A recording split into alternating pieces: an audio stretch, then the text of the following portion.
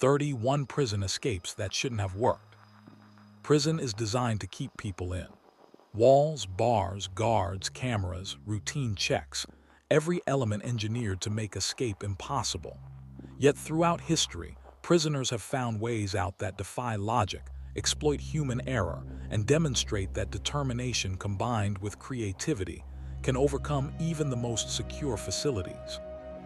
We're talking about escapes using painted cardboard, dummy heads made from soap, helicopters landing in exercise yards, and tunnels dug with spoons over decades. These aren't Hollywood fantasies. These are documented cases where prisoners outsmarted maximum security through ingenuity, patience, and sometimes sheer audacity.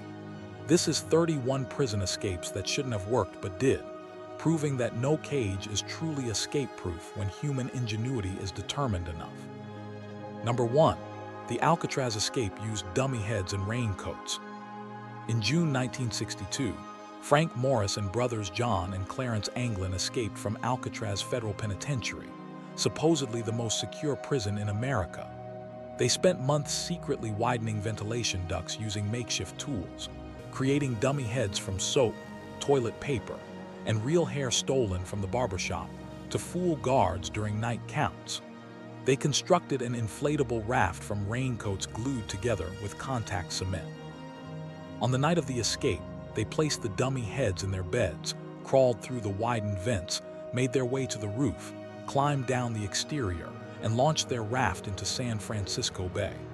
They were never seen again. The Federal Bureau of Investigation officially concluded they drowned, but no bodies were ever recovered. The family received Christmas cards for years that might have been from the brothers.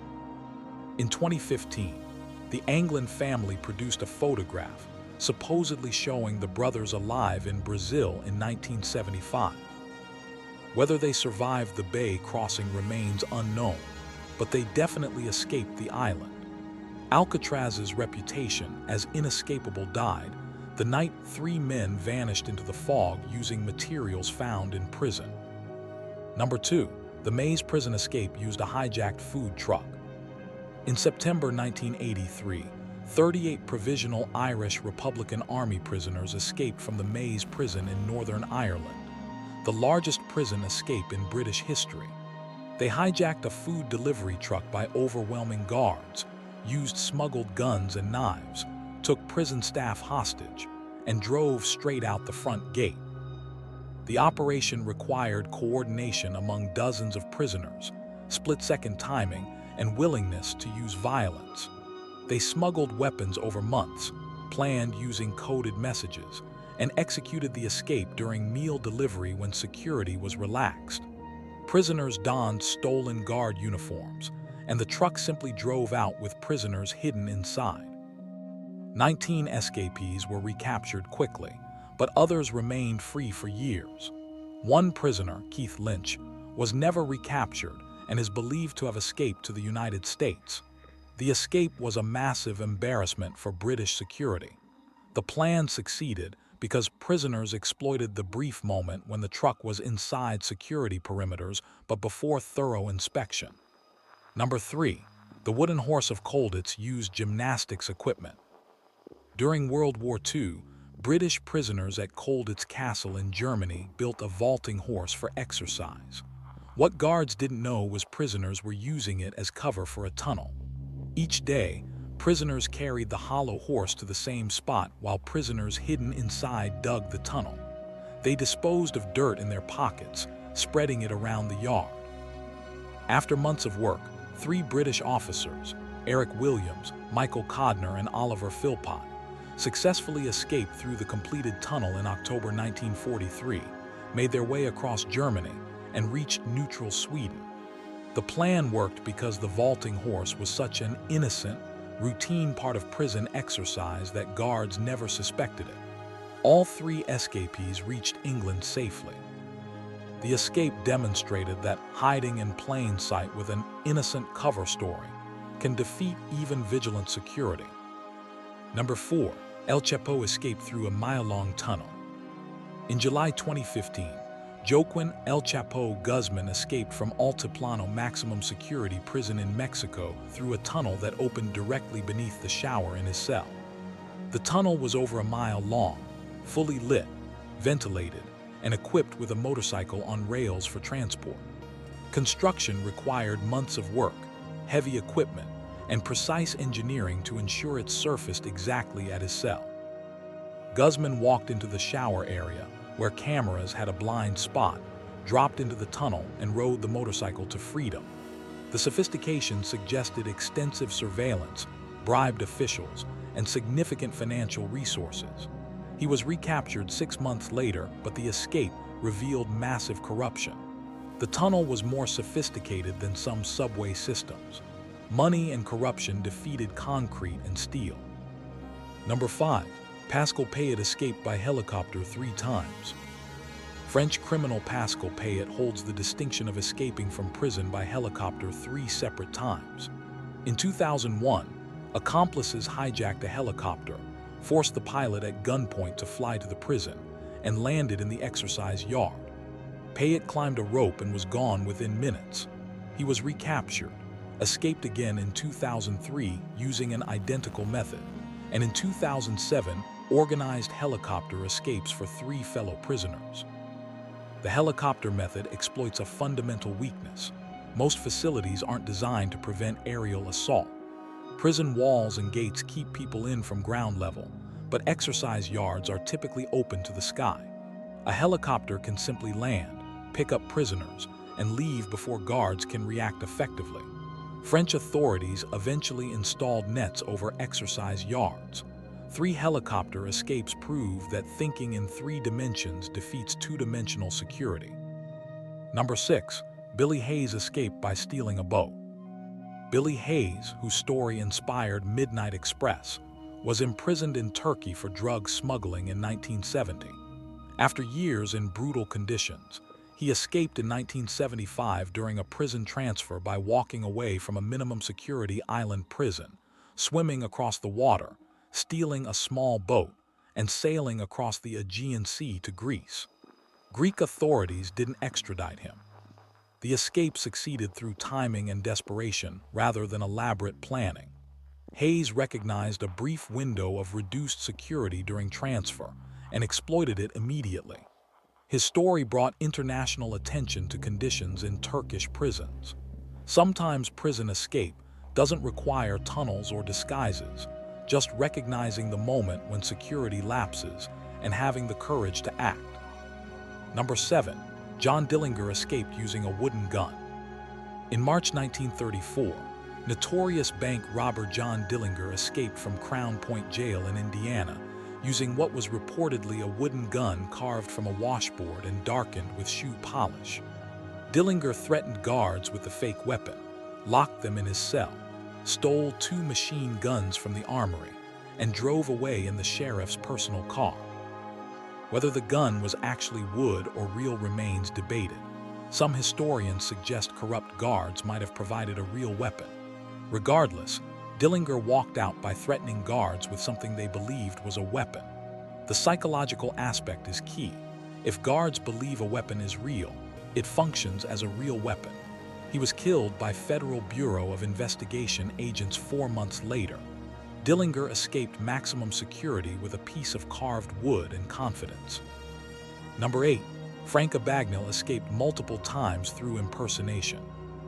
Frank Abagnale, the famous con artist portrayed in Catch Me If You Can, escaped custody multiple times using impersonation and social engineering. While detained in Atlanta, he convinced guards he was an undercover prison inspector, critiqued security, and walked out the front door wearing a guard's uniform. In another instance, he impersonated a pilot and talked his way past security. Abagnale's escapes relied entirely on confidence and understanding how institutions work. He studied guard routines, learned institutional language, and presented himself with such authority that nobody questioned him. His escapes weren't about physical barriers but psychological ones, making people believe he wasn't actually a prisoner. He eventually worked with the Federal Bureau of Investigation teaching fraud prevention. Social engineering defeats locks and bars every time.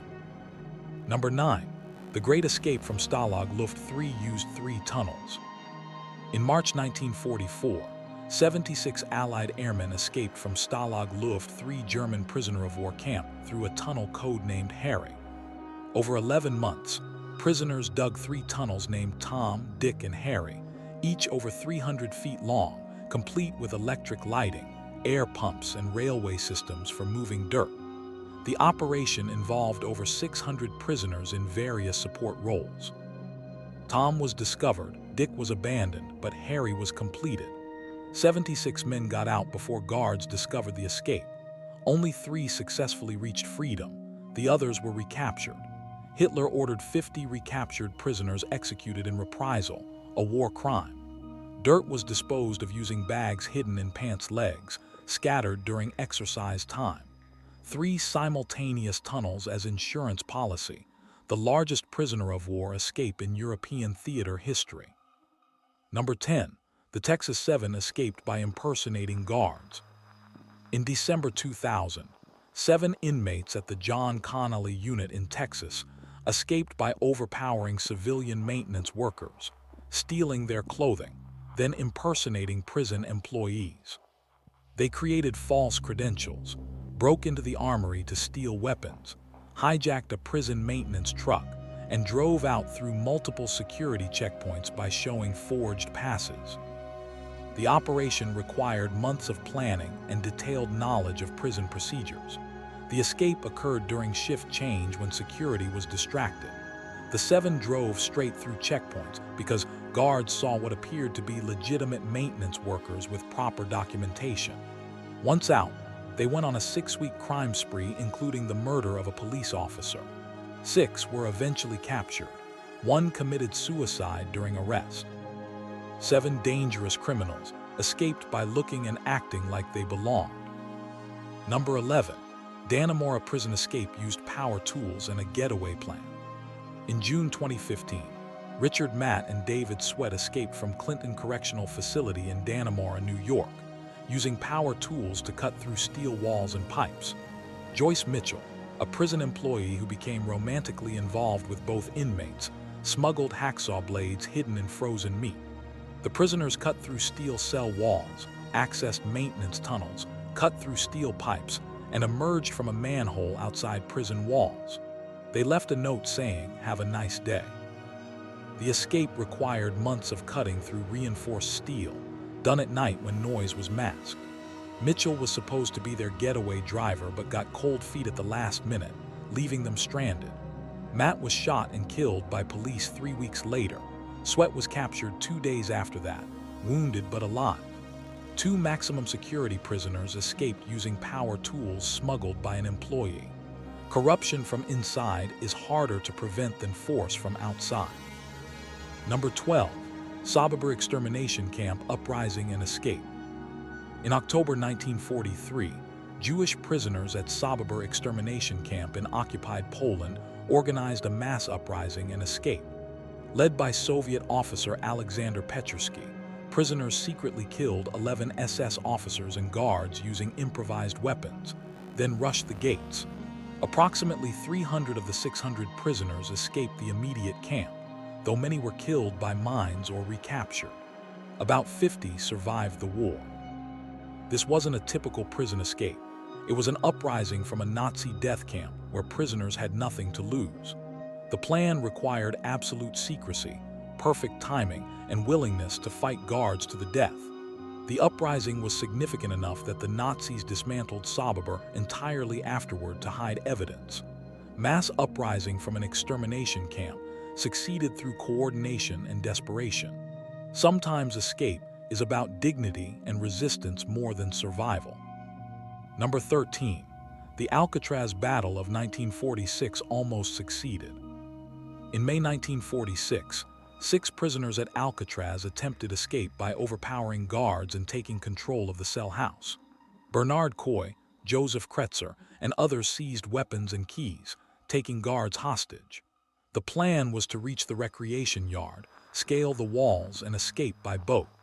The attempt failed when they couldn't find the key to the yard door, An officer had removed it from the key ring moments before being captured. Unable to proceed and unwilling to surrender, the prisoners barricaded themselves with hostages. The standoff lasted 2 days. Marines were called in with grenades and machine guns. 3 prisoners were killed during the assault, 2 were executed afterward, and 1 received an additional life sentence. 2 officers and 3 prisoners died in what became known as the Battle of Alcatraz. One missing key was the difference between successful escape and deadly siege. Number 14. Château d'If escape inspired Monte Cristo. Edmond Dance's fictional escape from Château d'If in The Count of Monte Cristo was inspired by real escapes from the island fortress prison off Marseille. While the story is fiction, escapes from Château d'If did occur, though rarely successfully. Prisoners who attempted the swim to the mainland often drowned in strong currents. The fortress held political prisoners from the 17th to 19th centuries. The most famous real escape attempt involved a prisoner who survived by clinging to debris. The fortress was considered escape-proof due to its island location and treacherous waters. The fortress became famous largely because of the novel. Several prisoners attempted swimming to freedom. Few succeeded due to currents and cold water. Sometimes the myth becomes more famous than the reality. Number 15. The Death Railway escapes from Burma. During World War II, Allied prisoners working on the Burma Railway attempted numerous escapes despite brutal conditions and near-certain execution if caught. Most who tried died from disease, starvation, or execution, but some successfully reached Allied lines or disappeared into the jungle with help from local populations. Escape from Japanese prisoner-of-war camps was extraordinarily difficult. Prisoners were weakened by malnutrition, the jungle was deadly, and local populations were threatened with execution for helping. Yet prisoners still attempted to escape. Some successful escapes involved prisoners who could speak local languages or found sympathetic civilians. Despite horrific conditions and minimal survival odds, Allied prisoners repeatedly attempted escape. Some succeeded by finding helpers among local populations who risked their own lives. Number 16. Attica prison riot saw temporary prisoner control. In September 1971, inmates at Attica Correctional Facility in New York rioted, taking control of the prison and holding guards hostage for 4 days. Over 1,200 prisoners secured control of most of the prison. They presented demands for reforms and amnesty. Negotiations stalled, and Governor Nelson Rockefeller ordered state police to retake the prison by force. The assault resulted in the deaths of 29 prisoners and 10 hostages, all killed by police gunfire.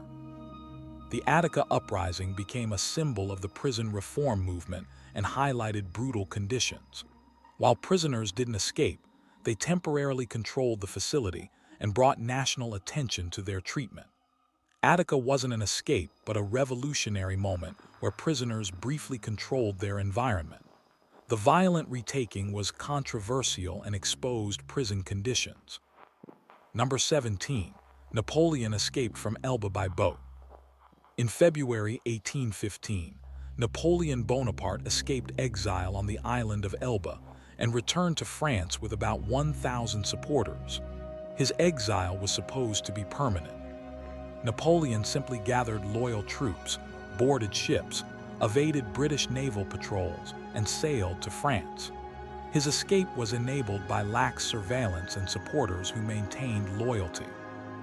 Upon landing, Napoleon marched toward Paris. The king sent an army to stop him, but soldiers defected to Napoleon when he declared, "Kill your emperor if you wish." Troops joined him, and within weeks he retook power without firing a shot. This period, the 100 Days, ended with defeat at Waterloo and exile to remote St. Helena. Napoleon's return demonstrated that exiling popular leaders to accessible locations doesn't work if they retain loyalty. You don't need tunnels if supporters will follow you anywhere. Number 18. The Libby Prison Tunnel used a hidden basement. During the American Civil War, Union officers imprisoned at Libby Prison in Richmond, Virginia, dug a tunnel from the cellar through 50 feet of earth to freedom. In February 1864, 109 officers escaped through the tunnel in a single night. Digging took months, working in secret in a sealed-off basement room. The tunnel barely reached beyond prison grounds, emerging in a tobacco shed. Most escapees successfully reached Union lines. Only 48 were recaptured. The escape was remarkable for the number who got out simultaneously, and the fact that more than half reached safety. Confederate authorities were humiliated by the mass escape. Over half the prisoners who entered the tunnel successfully returned to Union forces. Civil War's largest escape succeeded through patient underground work. Number 19. Green Haven prison helicopter escape succeeded. In May 1989, 3 inmates escaped from Green Haven Correctional Facility in New York when 2 accomplices hijacked a helicopter at gunpoint and landed in the prison yard. The hijackers forced the pilot to fly to the prison, landed during exercise period, picked up 3 prisoners, and flew away. The escape lasted several hours before all were recaptured. The helicopter method was direct, bypass all ground security by arriving from above. Each successful helicopter escape forced prisons to reconsider exercise yard security. Installing anti-helicopter measures like nets and cables became necessary. The vulnerability was obvious in hindsight. Prison walls mean nothing if aircraft can land inside. Anti-aircraft measures became necessary for prisons after repeated helicopter escapes. Number 20. Devil's Island was nearly impossible to escape. Devil's Island, the infamous French penal colony in French Guiana, was designed to be inescapable.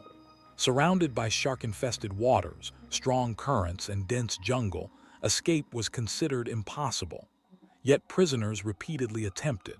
Henry Charrière claimed in his book Papillon to have escaped multiple times, though historians dispute accuracy.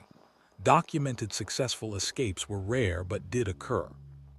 The difficulty wasn't just leaving the island, it was surviving afterward. The jungle killed more escapees than guards or sharks. Successful escapees needed luck, preparation, and help from indigenous peoples. The French colonial government eventually closed Devil's Island partly because escape attempts were embarrassing. Devil's Island was nearly inescapable, but nearly means some succeeded. Even the most hostile environment can be beaten by determined individuals with luck. Number 21. Masada siege ended in mass suicide, not escape. During the First Jewish-Roman War in 73 to 74 AD, Jewish rebels besieged at Masada fortress faced certain defeat by Roman forces. According to historian Josephus, rather than surrender, 960 rebels committed mass suicide. While technically not an escape, it represented refusal to submit to Roman imprisonment and slavery. The story has become legendary, defenders choosing death over captivity. The fortress was on a plateau, defensible and well-supplied, but Romans built a siege ramp. Rather than waiting for capture, defenders reportedly chose death. This represents philosophical escape if not physical. They denied Romans the satisfaction of taking them alive. The choice to die free rather than live enslaved is the ultimate prison escape, denying captors their prisoner. Number 22. The Shawshank Redemption was based on real techniques. The famous film depicts Andy Dufresne escaping through a tunnel hidden behind a poster, but the techniques shown are based on real escape methods. Prisoners have used similar approaches: slow, patient digging hidden by decorations, disposal of material in small amounts, and long-term planning. While no specific escape matches Shawshank exactly, elements are realistic.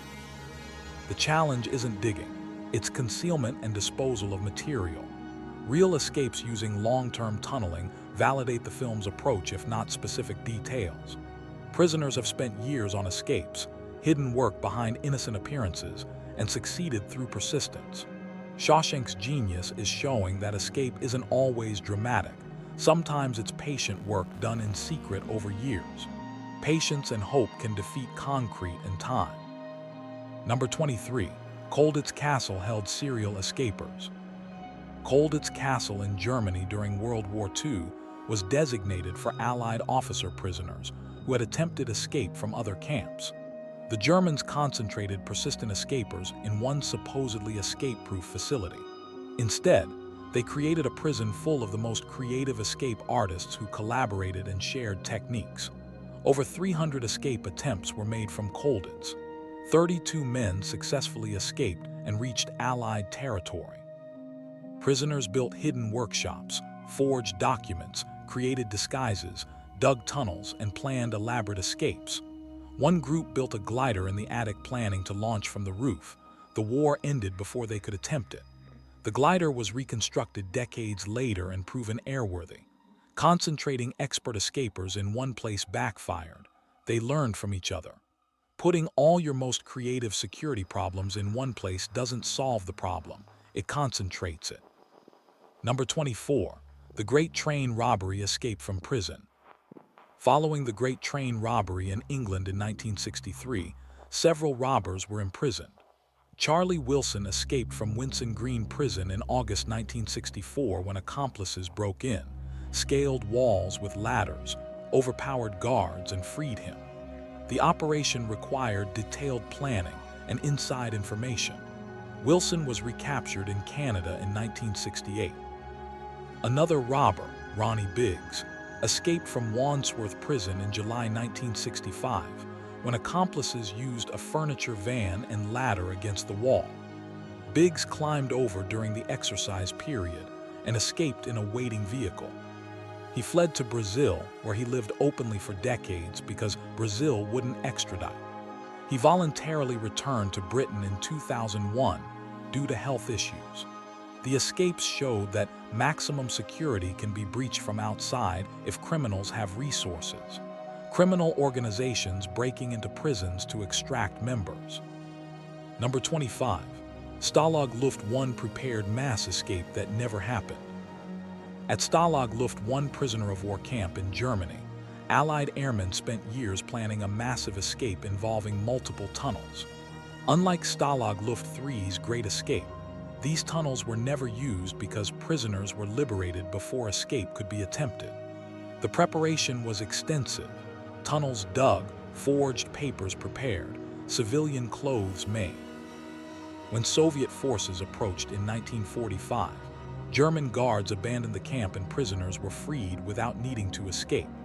The remarkable aspect is how much effort went into planning that became unnecessary. The planning itself maintained morale and hope. The camp's tunnel systems were discovered after liberation, revealing the sophistication of preparation. Sometimes the greatest escapes are ones that don't need to occur because liberation arrives first. Number 26. The helicopter escape from Fleury-Mérogis. In March 2003, French criminal Antonio Ferrara escaped from Fleury-Mérogis prison when accomplices hijacked a helicopter and landed in the exercise yard. Guards couldn't prevent the escape. The helicopter descended. Ferrara climbed aboard and they flew away. He was recaptured weeks later.